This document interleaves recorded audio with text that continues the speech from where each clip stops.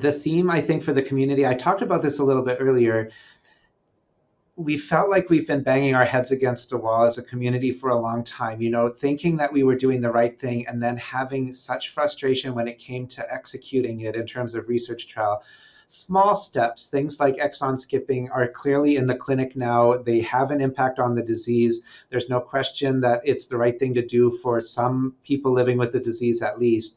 But it's a very modest impact on what we're experiencing as a disease, similar to steroids, which of course slow things down, but have huge aspects of comorbidity that we have to deal with in terms of their adverse effects. And then also still face this relentless loss in the disease. And what we're hopeful about with gene transfer is that that may not be the experience of dystrophinopathy if this really works the way that it seems to based on the early experience. If we stabilize someone, then if we get in at the right time ahead of their major decline with this disease and it stabilizes in the long term, could we be seeing a life with dystrophinopathy that's entirely different? Is it going to be more like the Becker phenotype that we've seen in the natural history for a long time, where there is still functional impairment, but it's much, much milder than what we would see with Duchenne? What kind of implications does it have for the other systemic involvement, cardiomyopathy, the respiratory failure, all the other aspects of the disease that we know may be there and may be different in the context of potential complications of an intervention like gene transfer?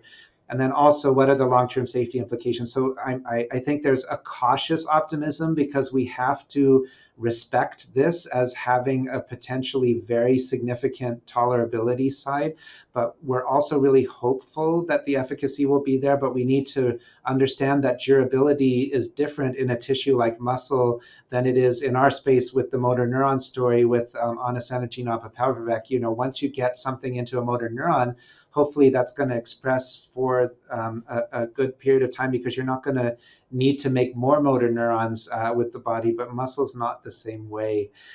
So what is the durability? What is the long-term efficacy? What is the short and long-term safety? These are all still questions we need to learn a lot more about, but the bottom line is, do we finally have something that we can offer in the clinic soon, which is going to dramatically impact somebody's life for the positive with this disease? And if this is something that we can celebrate as a community soon, it is going to be transformational for the Duchenne community and everybody involved, whether it's the people living with the disease, their caregivers and family, all of the collaborators on the clinical teams, the people in industry and in the payer third-party space that all collaborate together to try and make lives better with this disease.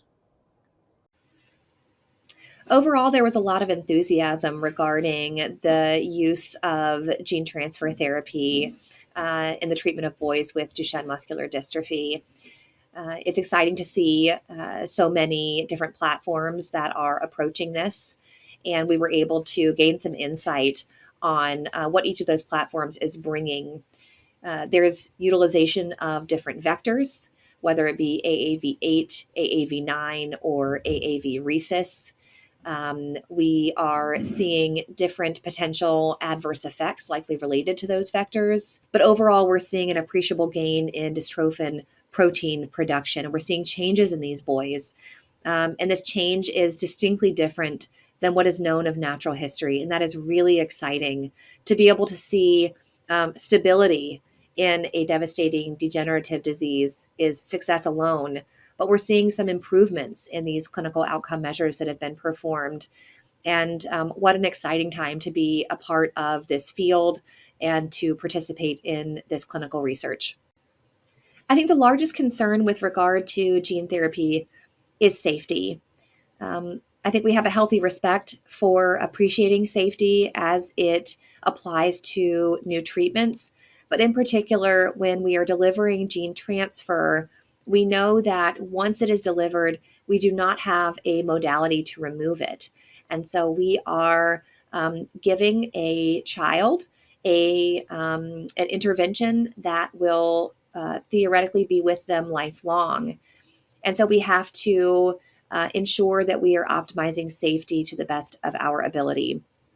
I think we have gained a healthy respect for the potential for complement-mediated effects, for liver inflammation, for vomiting and nausea, and then for some more complex effects regarding things like the immune-mediated myositis, as well as the cardiac toxicity that has been seen.